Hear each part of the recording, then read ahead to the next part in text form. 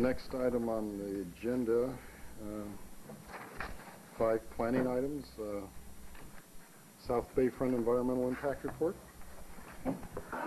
Chair, Commission, and members of the public, this is an item to consider the final environmental impact report for the South Bayfront program area.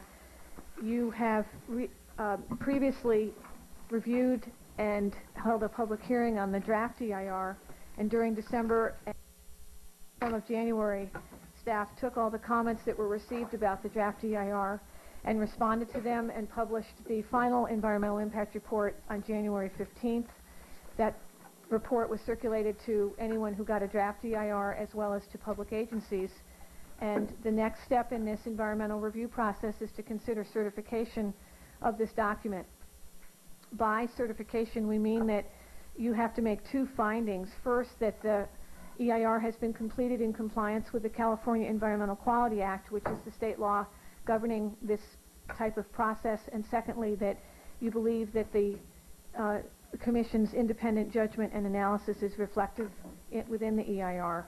Your action tonight, should you consider it through a resolution before you, would be to recommend certification to the City Council, and Council will take the final action as the lead agency. The final EIR is a compendium of documents, and I will go through them briefly. It includes the draft, the comment letters received about the draft, the responses to those comments, and any changes, clarifications, or corrections to the draft. And that is all before you in what we call the final EIR, which you received as a separate document. It also contains a final detailed outline and a reference section on the appendices to the EIR, of which there are many because of the technical reports that have been a part of this process to determine as part of the environmental review process, and those are contained in their entirety outside in the hall, which we have brought up for reference. I also will note that there is another additional mixed-use alternative that has been incorporated into the final EIR, which is a reflection in part of some of the comments we received and some of the analysis that we felt would provide clarification regarding a mixture of uses of different types on Site A without any change to Site B. With that, I will be glad to address any specific comments or questions that you have. You can take any remaining public testimony, although this has not been noticed as a public hearing because one is not required. And our recommended Commission action is to adopt Planning Commission Resolution 99-1, which would recommend that the City Council certify the final environmental impact report for the South Bayfront. Commissioner, questions? 99-1. Just clarify on Resolution 99-1 that the final environmental impact report was mailed to the public agencies who commented on the draft EIR on January 15th and subsequently to all the other commenters. Is that just a comment, or is there a date change? Clarification, correction to the resolution. Chair Mooney, I have a question of staff, and it's in tab 17, and it's the letter from the City of Berkeley, and one December 17th. And I guess I'm a little confused here. And the second statement, as you know, City of Berkeley planning staff did not learn that the EIR was being circulated until less than 24 hours before the expiration of the comment period. I guess my question is, I'm sure that we made all efforts to make sure that they were aware of this, outside of the fact that we've had this ground being torn up for 2 years. But beside that, have we made the effort?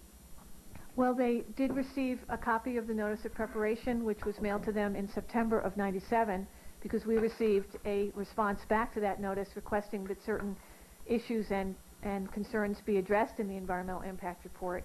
We have record that we sent them 2 notices of availability that the final impact, that the draft environmental impact report was available for public circulation, my letter of December 24th outlines that. They evidently have had a small and minor change to their the location of their city offices, and somehow those notices, we believe, were inadvertently misplaced, and they did not realize that the comment period was nearly over. Well, that leads rise to my second question in the last sentences.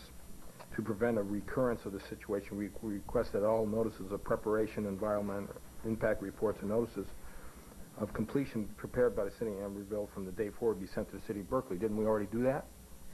We have, from that point forward, we have the planner's name and their correct address on our mailing list, so we will do that.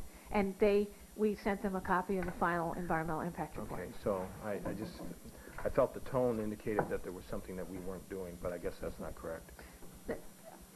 We believe that we sent them, actually we have record that we sent them 2 different notices of availability to 2 separate addresses. Okay, thank you. Note that the planner, who is identified as the person to receive, on behalf of the City of Berkeley, the documents, is an Emeryville resident who is well attuned to activities in Emeryville. I will also note, Mr. Letts, that for the record, we really were not obligated to respond to their comments, but we did so in an effort to fully provide a complete environmental review record for the project. Thank you. Any other commissioners' questions of staff? If not, are there anyone from the public that wishes to comment on this matter? Please come forward. My name is Ed Sangster. I'm an attorney that represents the Sherwin-Williams Company. I'm coming here tonight briefly to state our opposition to the final EIR.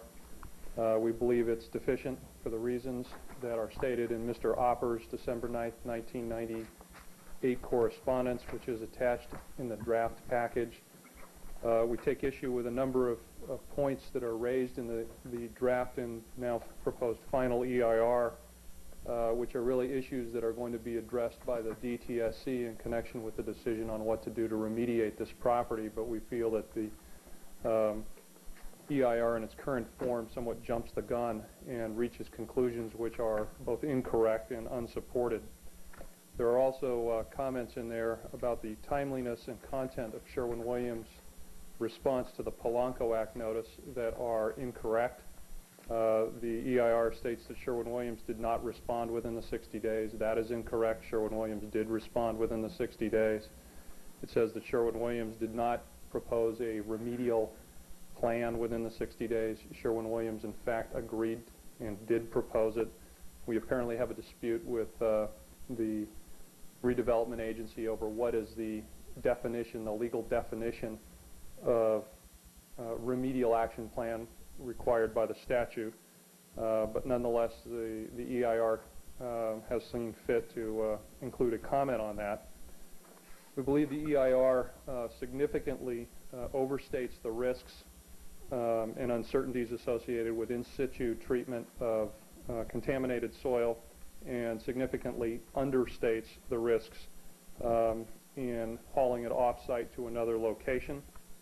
Our comments on air impact mitigation, I think, were largely just deferred, but we don't think that there has been an adequate treatment of the traffic impacts of the dig and haul approach.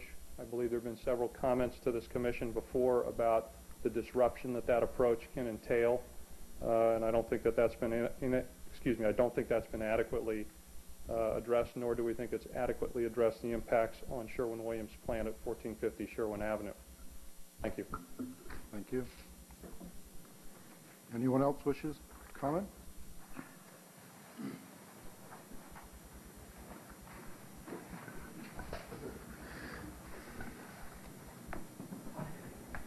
Good evening. Good evening.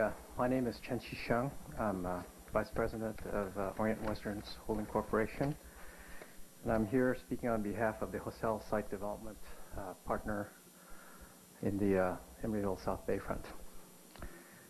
Our partners in the hotel development, the Fine Family Corporation, my brothers Joe and I, strongly support the vision of development set forth in the draft EIR. For Joe and me, this vision so well put together by city staff and our partner Madison-Marquette is another step towards fulfilling the potential of the South Bayfront, clearly understood by Joe and me when Kofi and Ron first showed us the site now in 1992. That's a long time ago. It's great. However, from the viewpoint of the hotel site developer, our partner FFC, Fine Family Corporation, Joe and I, however, must temper our enthusiasm with our concern for the hotel use in the draft EIR. We've already submitted written comments to staff about this use, but would like to use this opportunity to emphasize the following points. First, the hotel project, as you all know, is quite large that we have. It's expensive. There's 295 rooms in it. It's a heavy marketing exposure risk for us compared to the normal Hilton Garden Inns around the country, which is only around 100 to 150, 120 to 150 rooms. In fact, it is, if not the largest, the second largest garden inn in the country. Now, fortunately, in the Central East Bay, the market has been strong in terms of rates. However, we'd like to caution the City Planning Commission to consider that occupancy in this area has dropped 8% between the years of 1997 to 1998. Occupancies, in fact, around the country are expected to decline as markets stabilize after growing so rapidly and significantly during the last 3 years. Supplies have come up. Additional supply here in Emeryville, we believe, will hurt the hotel project, especially if a direct competitor, such as in terms of product type, and just using names to illustrate a product type, like a DoubleTree, a Westin, a Courtyard, or an Embassy Suites, were to come into the market, because that would compete directly with a pretty large hotel. Extended stay hotels, and I'm just saying as an example, Residence Inn or Homewood Suites, would also affect our hotel, siphoning off some of the business, but not as significantly. So we'd like to use this opportunity just to put for your consideration to give us a breathing period, help us assist us to protect the success of our hotel, and therefore, this income generator for the city for at least a few years to give us the time to build up our business. Thank you very much. Thank you. Anyone else? Okay. Wasn't a public hearing, so I'm not closing it. Chair Mooney, we would like to briefly address the comments that we received tonight, just orally, if we could, just for a minute. But I presume we're not going to try to adjudicate the Polanco Act things and things like that, right? I was not planning on doing that, Good. Chair Mooney. Did want to make the point that staff firmly believes that the final environmental impact report before you on the South Bayfront adequately addresses the toxic issues that were raised by the first commenter, and to also explain that the details of the appropriate remediation method are something that are evolving through a process that is being led by the Department of Toxic Control Substances, the State Department of Toxic Control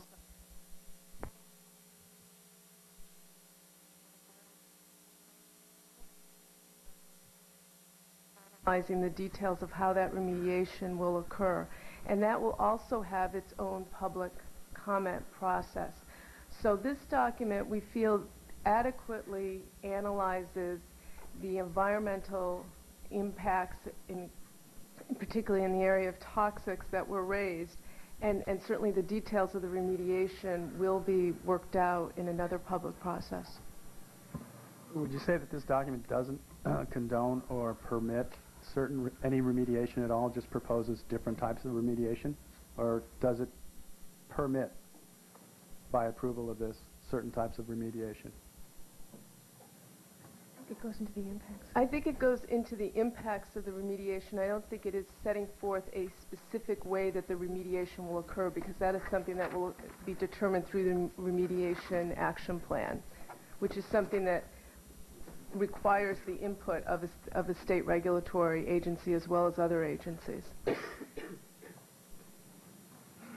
But if I recall reading correctly, that the plan proposed by staff was passed or had the support of the DTSC, right?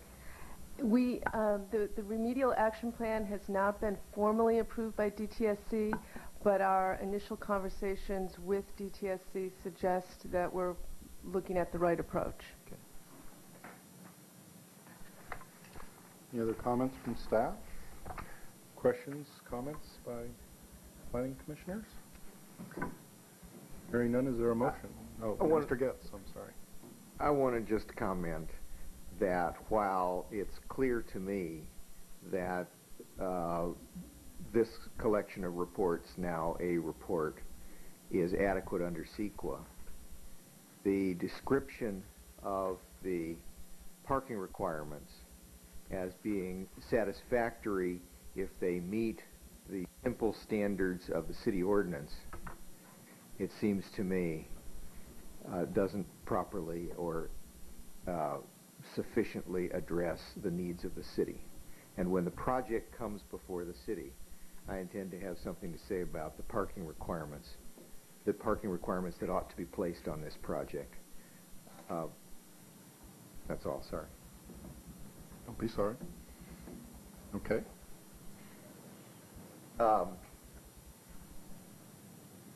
Move approval.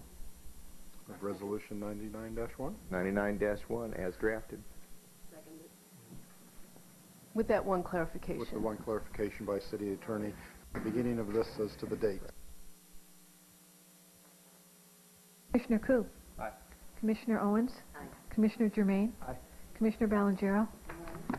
Commissioner Getz? Aye. Commissioner Lett? Aye. And Chair Mooney. Aye. Okay. Now move on to public